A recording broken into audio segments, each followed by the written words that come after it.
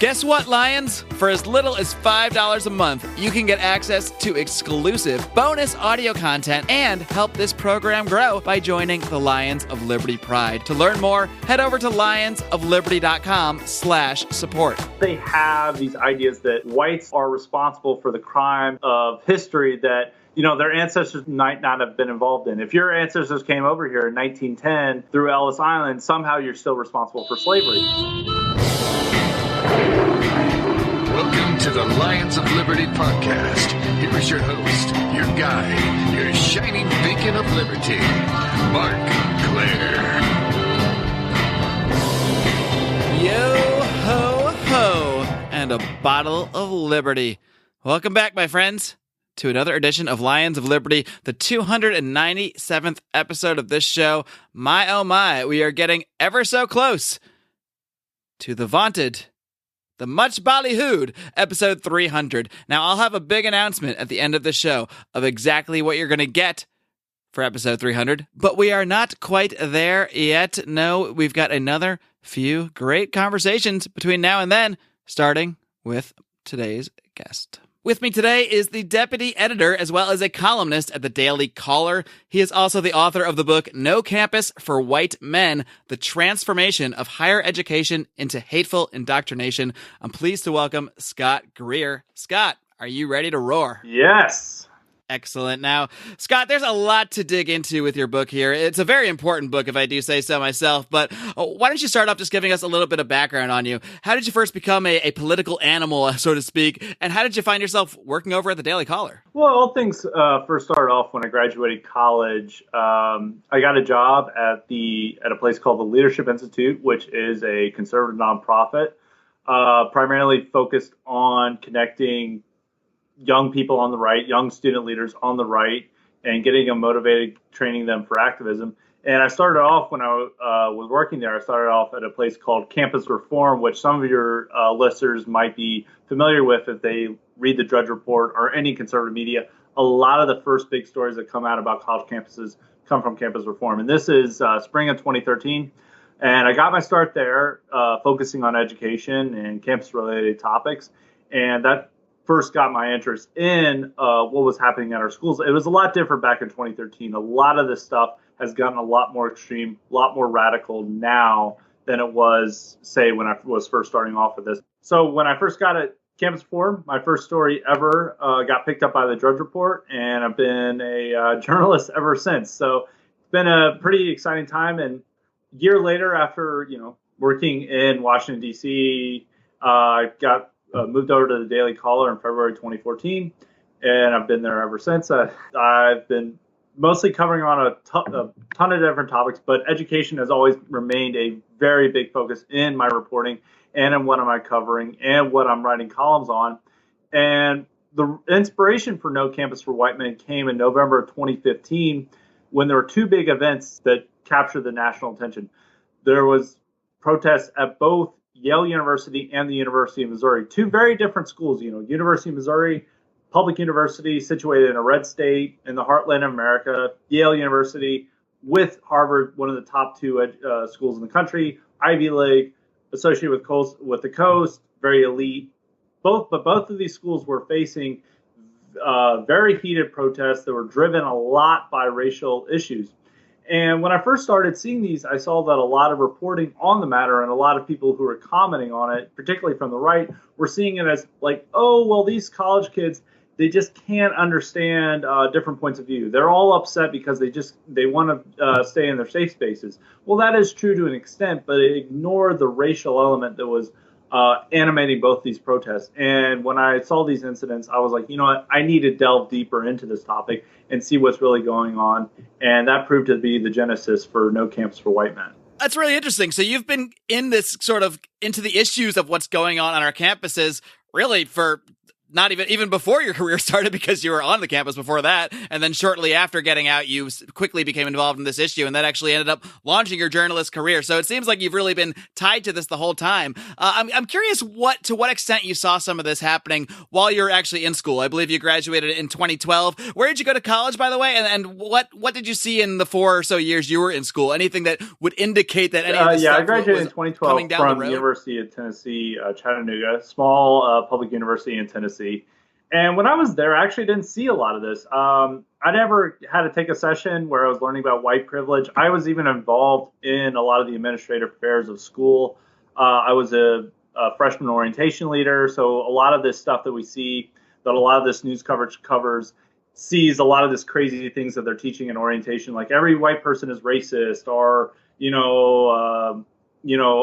gender, there's not two genders, there's many genders. A lot of this crazy stuff we first see happens at orientation. I never saw any of that. I never saw a trigger warning or a microaggression or anything. But one of the things that kind of shocked me, that showed that I needed to write this, I think this was around 2014. I was reading my campus newspaper online, and I saw that they had like a story about a crime, and it started off with a trigger warning. And I was like, what is this? Why are they covering a story and then including a trigger warning about how, sensitive readers shouldn't continue on with this important news story about a crime that happened on campus because, it might hurt you. And I thought, this is kind of crazy. So one of the motivating factors for the book is that I didn't experience this at all at college. This is something that's really just happened over the last 3 or 4 years with this push for campus insanity. I mean, elements of it were always present at schools like Oberlin and Columbia and NYU and stuff, Berkeley, of course, but schools with a very left-wing reputation, but it wasn't present everywhere. And it wasn't present at, your red state public university. Well, now it's everywhere you go, no matter what school you're going to. And you'll see trigger warning, safe spaces, people needing to check their white privilege. So that was another inspiration for me, because it's very different from my college experience. And I've only been out of school for, 5 years. Yeah, I mean, that's a very short time span for things to change, apparently so rapidly. Do you have any kind of sense of what's really behind this change, the overall tone that seems to be present at campuses now? And like you said, it's not just limited to the trigger warnings and the safe spaces. There's a really heavy anti-white undertone, as we know from the title of your book, and we'll dive into that a little bit more. But do you have any greater sense of what is behind this overall push? Well, I would say one thing is that we've seen a lot more protest movements develop in this country since the election, since Barack Obama's reelection. I went to school basically for the duration of his first term, and the left at that time became a lot more moderate. They were in a triumphant mood, and they calmed down from the Bush years. We got Barack Obama elected. This is our man. He's in the White House, so we're now happy. We're not really interested in activism anymore. The anti-war movement pretty much disappeared overnight when Obama was elected. So a lot of these movements kind of died out in his first term, and we saw Occupy, and I saw a few things with Occupy on campus, but everyone kind of laughed it off. It wasn't a big deal at our school. I didn't really see it a big deal at any other schools. But I think the development of Black Lives Matter as the biggest and most serious protest movement in our country has really bled onto college campuses, because for pretty much every political movement, its most radical, most energetic, and devoted followers are young people, who are college age.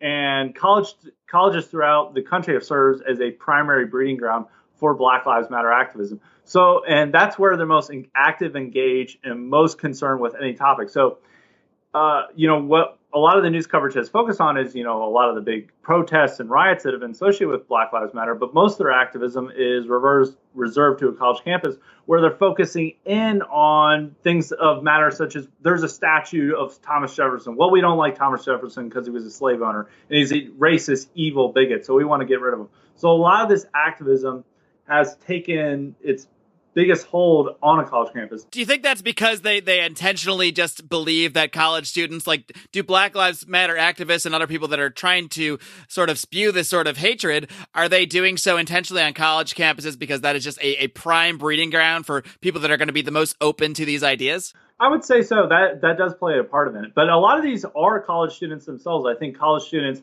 at that time, at that age, they're more willing to engage in radical behavior. And they find, as colleges are, shall we say, safe spaces for this behavior, because administrators have a sympathy with the cutting edge of the left. And they don't want to be seen as a racist or bigoted by going against these protesters on the left. So they already have a sympathetic audience with the powers that be on a college campus. All these administrators are left wing, the professors are left wing, and anyone who's a conservative administrator or professor is going to shut up and be silent because they don't want to face the consequences. They don't want the protesters, barging in their office and screaming and yelling at them that they're a racist because they disagreed with some radical protest. So they've just found this perfect grounds to do all this kind of behavior, and they're rewarded, or there's no pushback against it. They're the loudest pressure group. They don't have to worry about administrators, going against them, or fellow conservative students going against them, because they know that they have the powers that be on their side. And on a college campus, a lot of students are more left-leaning than they are going to be at any other stage of their life. So it's just kind of a convergence of factors coming in here that has led to campus insanity. So I would just say that the development of protest movements and more students have embraced ideas that they wouldn't have 10 years ago or even 20 years ago that have led to where we are now. It's kind of the cool thing to do now, huh? I would say so. So let's dig into this a little bit. You use the term, and some people might think it's, hyperbolic, but you use the term hateful indoctrination to describe what's going on. So let's dig into that a little bit more. What are some of the biggest elements of what you see as the hateful indoctrination that is being spread on college campuses? Well, the hateful indoctrination is that all these college campuses are now implementing these ideas of like every white student is racist and they need to check their privilege. We see time and time again that orientation program, required freshman classes teach these ideas, and schools send out these guidelines where they have these ideas that whites have inherent privilege just due to the color of their skin. And not only that, but they also are responsible for the crimes of history that their ancestors might not have been involved in. If your ancestors came over here in 1910 through Ellis Island, somehow you're still responsible for slavery. And we see this at college campuses throughout the country where they either have classes or these required material. And by teaching this not only teaches white students to feel bad just because of the color of their skin, something they have no control over, it also teaches other non-white students to hate them. Just a recent example is that a Yale dean said that she loved the diversity at her school, but she hated all the white trash there. The fact that an administrator would say such a racist, hateful statement and feel that she can keep her job, and that it's a right statement to shows the mentality that's taken over a college campus. That why would you hate the so-called white trash of Yale University? Why would you even feel the need to say this statement? But the fact that these administrators can say this, and we see this all the time when professors are like, we'll say just things that like all whites are racist, and other powers at universities will say these types of things, and they get away with it in a lot of cases. So this is at every college campus, and when students hear this type of rhetoric, it sends a message to white students that they should feel bad just because of the color of their skin, and it sends a message as well to non-whites that they should hate their fellow white classmates just because of what happened in the past, and for things that a lot of these kids had no involvement in whatsoever. Their ancestors had no involvement. They might have been in a different country at the time, but they are all responsible for these evils such as slavery, colonialism, segregation. They are responsible for this. And when students have to hear this on day in, day out, that like white people did this, they did so much evil, they've stolen, they've raped, they've murdered, they're just a cancer upon the earth. That's not going to create a message of love and tolerance on campus. That's going to lead to division, conflict, and hatred. So it is hateful indoctrination what's going on in many parts of higher education. Do you have any sense, or I don't know, it might be too soon for serious studies to be done on this kind of thing, but I'm curious if you've just heard anything about how this actually does affect the psyche of maybe a normal, quote unquote, normal as any of us can be, white male who shows up on a college campus and gets just hit with this stuff for over the course of a couple of years. I know you're not a psychologist, but I gotta imagine the effects on someone's self-esteem and psyche if they're really getting this everywhere they turn, including, most importantly here, I mean, it's one thing if you have students, I think, just saying whatever they're saying, but when it's actually supported by the administrations in a lot of these schools, that's when it really takes on a sense of authority, and then students might actually think, well, this must be true. If this university, this place I'm going, that's going to teach me and prepare me for life in the real world, if they're telling me this, well, it must be true. I must be a bad person. I must be privileged. I must have to rethink my own self-worth because of the color of my skin. There hasn't been a specific study on college-age whites who hear this message, but there has been studies on the general population of whites. And actually, kind of a heartening thing is that very few whites actually feel white guilt, but this might just be because most of the population never had to hear these messages. As I mentioned previously, I've only been out of school for 5 years, and I never got told to check my white privilege. But students who are now going through college and high school who are hearing this messages day in, day out, they might have a different perception of that. They might actually feel white guilt, or as a sign of rebellion, they might push back against it, that they kind of go to a different extreme just by hearing this messages throughout. As a young person, you want to rebel. If that's what the man is telling you, the establishment is telling you, there's a chance you're going to rebel against that and think something that's completely the opposite of that. So there hasn't necessarily been any specific studies on college students, but on a general population, it shows a very small percentage of whites feel bad for being white. I think it's even less than 10%, or it might even be lower than that. I can't give you the exact figure, but it's a very low number, and it's definitely not the majority of whites who feel this. But to the students who are now hearing it at a much more amped up level, this story might be different. You mentioned this close to the top of the interview that, we hear a lot of these terms and a lot of mainstream articles even. We hear the term safe space. We hear the term trigger warning. We hear the term microaggression. These are all very generic terms, but you seem to imply there is a lot of sort of maybe self-censorship going on with a lot of the journalism related to this stuff, because they seem to really be ignoring this racial aspect, the one that you really hit pretty head on with your book. You're not messing around and avoiding the topic here. So why do you think that is? I think the answer is probably pretty obvious of why a lot of people avoid the racial issue, because it does get so charged. But why is this main crux of the issue, the racial aspect, just being left mostly off the table for most of the analysis we see out there? In some part, there is self-censorship, but I think in others that when they first reacted to this, it's very popular, especially in the conservative press, to have a kind of negative attitude of millennials.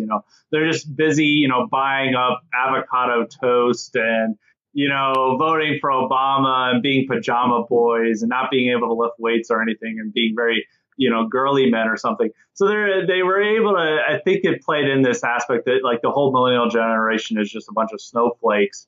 And that's why they couldn't cave in. It was kind of a shallow view of that. It's a fun way to knock on millennials and maybe Bernie Sanders supporters and that kind of thing. Yeah. So and I think a lot of people prefer that angle rather than looking at it differently, because nobody wants to be called racist. I don't know. I don't think that was necessarily self-censorship. They just didn't look into the matter so much. But I think there is an element of self-censorship there, because if you just focus this in on free speech and everything, there's a lot of liberals who point out that, college kids should hear different points of view, no matter how much they disagree with it. They need to hear that point of view.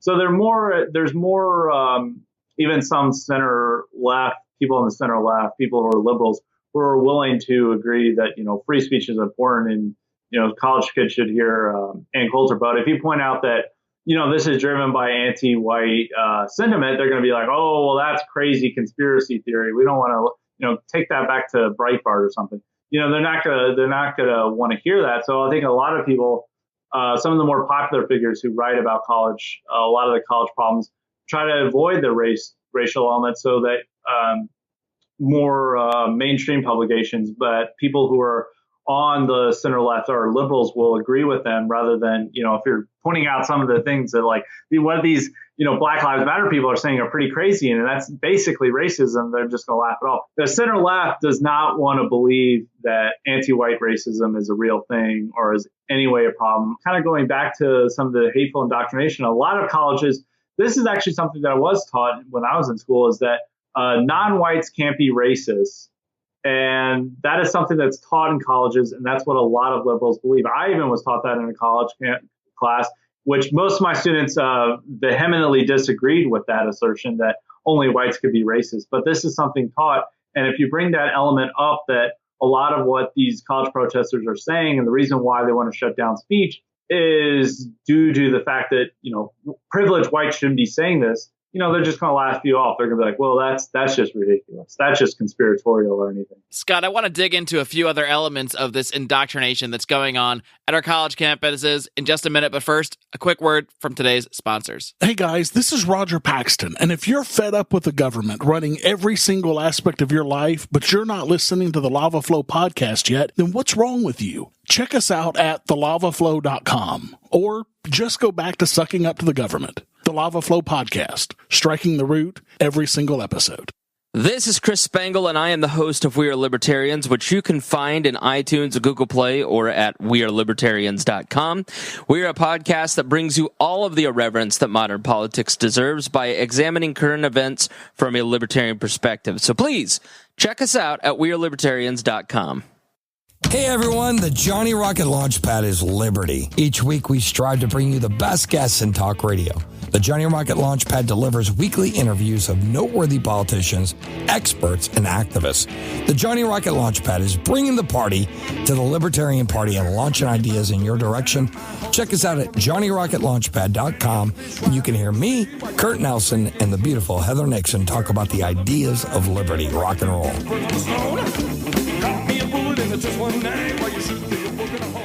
I also want to touch on another aspect of this outside of the strictly racial element is the anti-man element as well. It is No Campus for White Men in the title. And can you tie in how some of the ideas of feminism or extreme feminism, you actually break down sort of the different kinds of feminism, the different waves of feminism, and how feminism, I guess what you would now call third wave feminism or fourth wave feminism, I might have my waves off, but and then how those waves, the latest wave of feminism and the idea of rape culture tie into all this?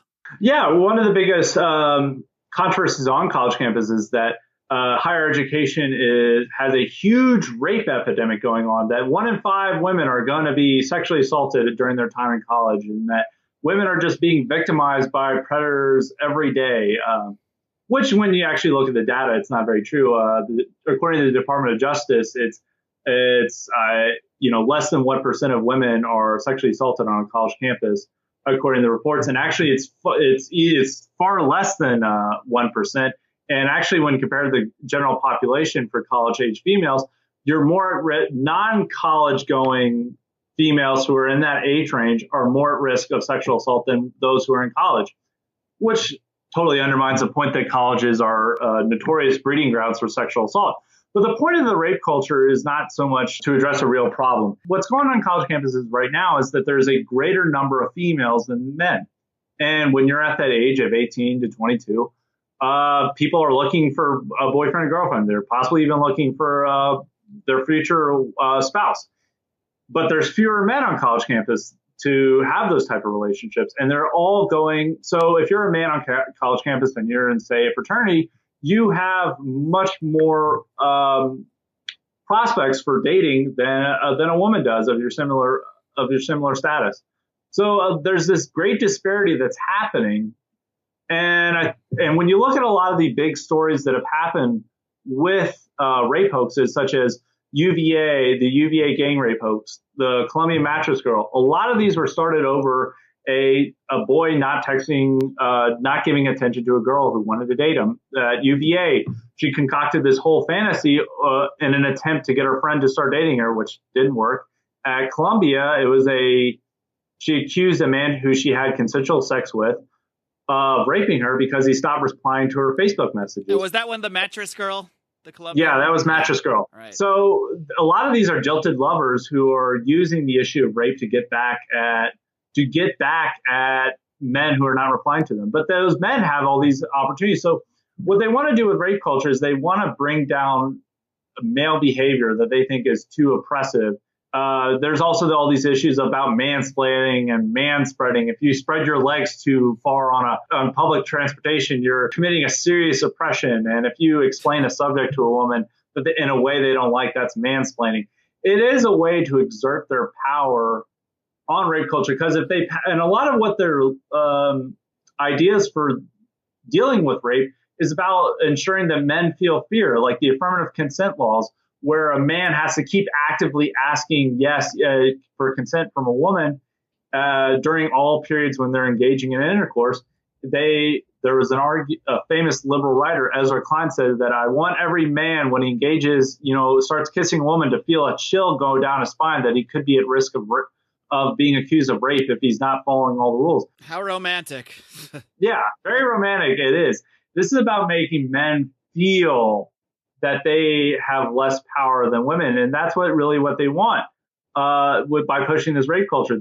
Women want to know that they have power over the dating scene, which, due to the gender imbalance, they're losing that power, and they're not having the type of relationships that they would like, because there's there's fewer men on a college campus, on your average college campus, than there are women. And those men have numerous opportunities that a lot of these women don't have. So there is a lot of this jealousy and toxic relationships that are going on. And the rape culture narrative is about kind of bringing men to heel and to make them feel fear that any interaction they have with a woman, if they don't go right, if they don't text her back, if they are being a jerk or something, that might be at risk of being accused of sexual assault, and they could, have their whole life ruined. It's really fascinating that it really seems to be tied to the trend of more and more women going to college. Now, obviously, we're not against the idea of women going to college, but I have to think back that maybe back before that there was a lot of women in college. Let's say there was a time when maybe 10% of college students were women. Well, at that point, I mean, the woman's got all the power, because now you got 90% of the men that only have a pool of 10% of women to go after. So I can see why, in that point, the men has to be maybe more. There might need to be more courtship and that sort of thing. But when the numbers get so far the other way, when I think you said around 57% female and trending that way, that's really interesting, because at some point, well, I guess you don't need, they have to do the courting. And if that doesn't work out, I mean, this is not a societal situation we had necessarily seen until recent years. No, we haven't. And it's something new. And it's the toxic relationships are not going to be solved by implementing these laws like affirmative consent, or as the Obama administration implemented with the Dear Colleague letter in 2011, where they demanded that school hearings on this matter, because most of these, whenever a sexual assault allegation happens, it usually goes through the school. It doesn't go through a court of law. And these school hearings actually require a lower standard of evidence to convict a student. So a lot of times that... And by lower standard, you mean often no standard, no evidence required. Yeah. Well, and it's people who are not trained in the subject determining somebody's life, while in a court of law, it's all professionals. We have a judge and a jury. It's, sometimes a fellow classmate who doesn't understand the procedure, who's, determining your life. And by standards, because there's numerous examples of students they have text messages showing that it was a consensual encounter, getting kicked out of school, or where they take it to a court of law. It could be something that, both of the students were drunk and they couldn't necessarily remember whether consent was given, which in a court of law, if nobody can remember, that's not considered sexual assault, and the court throws it out. You just can't feel like, well, the next morning I felt bad about it, so I guess it was rape. A court of law is going to be like, that's not a real standard of evidence. We're going to throw that out. So there's been numerous times where a student got expelled from school. They take it to, a real court, and they get reinstated to school, and the school's verdict is thrown out. So, and all these are going to keep happening when feminists are encouraging male hatred, and that all men are out to, rape you and mansplain to you and take up all your space on public transportation.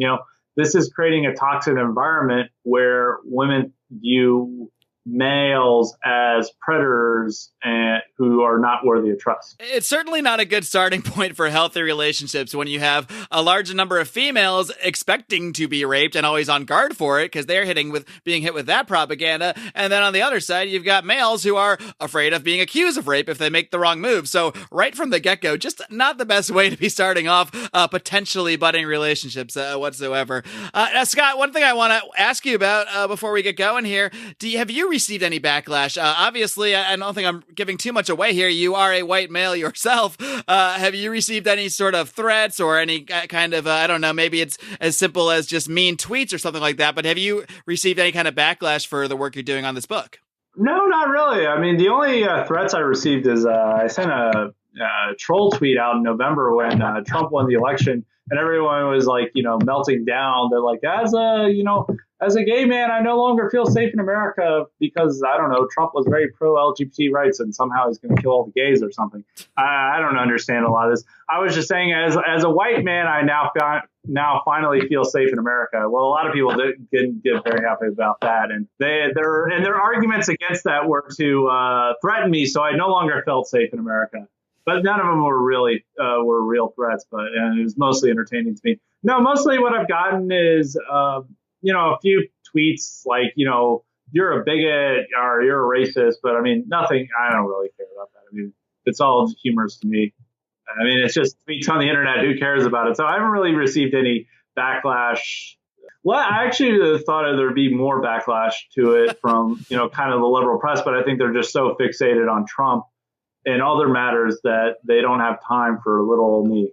Well, they've got Russia internally taking over the country to worry about, so it's understandable if they can't focus on Scott Greer's book. Have you thought about taking maybe any speeches or anything about your book to campuses physically, though? Because that's the point where you might actually get a little backlash. Yeah, I've had been in talks with some students to get me on college campus, but nothing's gone through. I mean, it's kind of rough dealing with students. The only one I've really focused on is going to speak at my alma mater, which has been very difficult. There are students who want to bring me there, and I've been in touch with them. But the school has very stringent matters about, only a student group can have somebody, and the college Republicans there are, they're not going near that, huh? Too wimpy to have me on. They don't want to deal with any controversy. They just want to pretend Jeb Bush is president or something. But so I've been trying to get that worked out, but it's been a little difficult. I think school's been out, but I think after the Milo events and Coulter and that a lot of students were very hesitant about having any speakers that would be controversial. And they're also worried that the schools would do matters to shut it down. Like how they were able to shut down Ann Coulter is that, security reasons, they use security concerns every time to shut down. So it's a lot more difficult to bring on a speaker, like Milo or Coulter or anybody who might be saying something controversial, because then a school will be like, well, we're going to charge you $8,000 for security fees. And if you don't pay it by this date, then you can't do this. Well, you're dealing with a student group that, doesn't have those type of resources, so they shut people down. I mean, that's scary. That's basically an across-the-board heckler's veto that universities can just use and basically use for anybody remotely controversial that they can deem controversial. They can just make that claim. Well, the security is too high, costs are too high unless you give us this money. And, a lot of these student groups sponsoring these things won't have that kind of money to give up. So it's a tough situation for anybody that's trying to speak out on these issues to be in. Yep, it is, and it's only getting worse. So maybe we'll see in the fall when school starts back up for a lot of colleges if this issue is still around. Hopefully, I get to speak at my alma mater soon. So we'll see. So I have been trying. Been a little difficult as of late, so we'll see. Well, we'll certainly keep an eye on it, and we'll certainly hope you can get this stuff out there more. Before I let you go, Scott, why don't you let our listeners know where they can find the book? Of course, we'll link to that in today's show notes through our Amazon link over at lionsofliberty.com, but as well as you're finding your work at the Daily Caller and how they can get in touch with you on social media. And feel free to plug anything else you got going on. All right. Well, as you said, you can find the book, both ebook and print, on Amazon.com right now. It's fully in stock, so it's if you prefer the old-fashioned way of getting a book, it's also available at your local Barnes & Noble. And if you would like to follow my work, you can follow me on Twitter at Scott M. Greer, and that's Greer. And also, you can find my work at dailycaller.com. And if you enjoy a little bit of snark in your tweets, I do recommend following Scott on Twitter. So, Scott, it's been a blast. I wish you all the best with your book and everything else going forward. All right. Thanks for having me.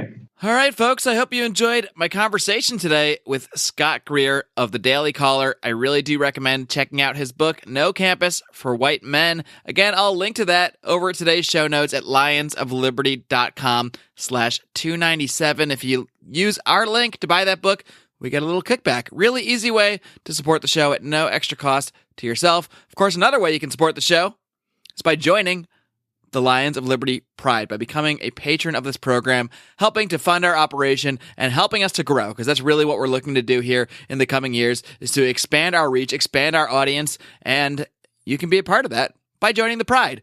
For as little as $5 a month, you can get access to all sorts of exclusive audio content, including a special early sneak peek of my 300th episode. And again, you can find all the information you need about signing up for that over at lionsofliberty.com/support. And if you're a member of the Lions of Liberty Pride, you would already have the information, which I've put out there, in the very special, very secret Facebook group for Pride members only about my plans for this episode. But I can now announce it to the general public that for episode 300, I am hosting a conversation between Jason Stapleton, who's been very critical of the Libertarian Party and a lot of what's come out of it in the last election cycle, and Larry Sharp, a guy who actually won our fan poll over in the Lions of Liberty forum for who people most wanted to hear on the show. Of course, you can join the Lions of Liberty forum by just typing Lions of Liberty Forum. Simply enough, in your little search bar on Facebook, it should pop right up. We'll get you right in there to join this conversation and participate, because we really do use it as a way to gauge what you guys wanted to see from the show. And it's really become a great little community where a lot of libertarians or people just getting interested in the ideas of liberty are able to meet up, have respectful conversations without really getting at each other's throats. So I really do encourage you, if you're on Facebook, to come and join the Lions of Liberty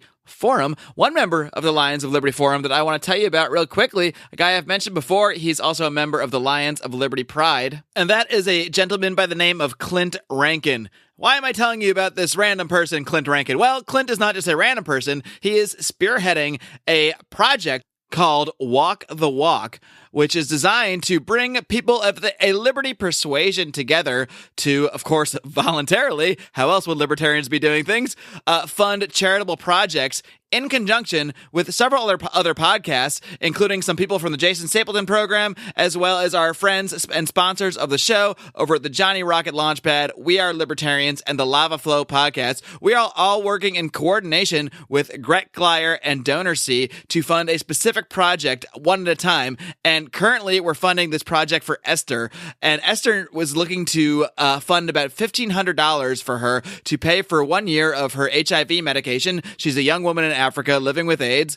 And also, the rest of that money is going to help train her to work on this chicken farm, which is great because it's actually going to help support her community and support several orphans in the process. So it really is somewhat of a libertarian project, since you really are helping someone empower themselves to help themselves as well as help other people. So I think it's a really great pick that we've made for this project. We are 2/3 of the way to funding it as of right now. So if you're listening to this, even if you're not a member of the Lions of Liberty Pride and you're looking in your wallet and you got $5 to spend, wait till next month. I want you guys to sign up, but wait till next month. Put that $5 towards Esther. Go take out your phone. If you don't already have it, get the DonorSee app.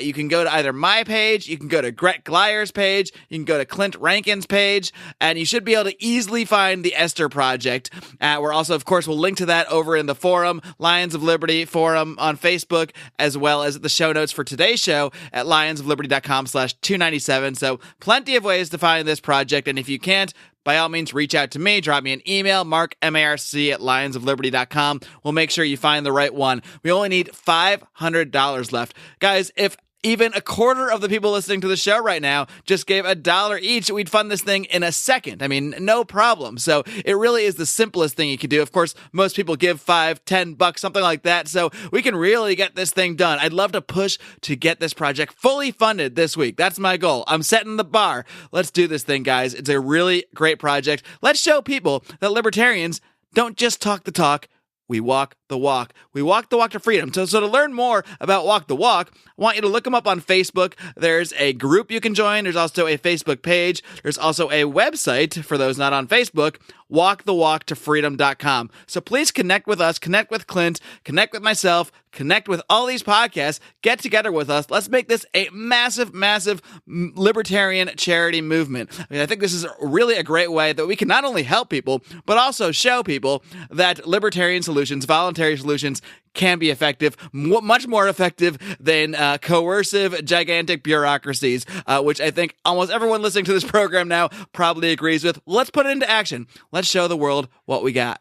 And of course, while you're browsing around and taking care of chores on the internet, why don't you drop over to iTunes and leave us a rating and a 5-star review if you haven't already. Does a lot to help boost this show at no cost to yourself. Until next time, folks, be sure to tune in this coming Wednesday to Brian McWilliams with Electric Liberty Land, his weekly look at comedy, culture, and liberty. And of course, this Friday, John Odermatt will return once again with another look at the broken criminal justice system on Felony Friday. Until next time, folks, live long and live free.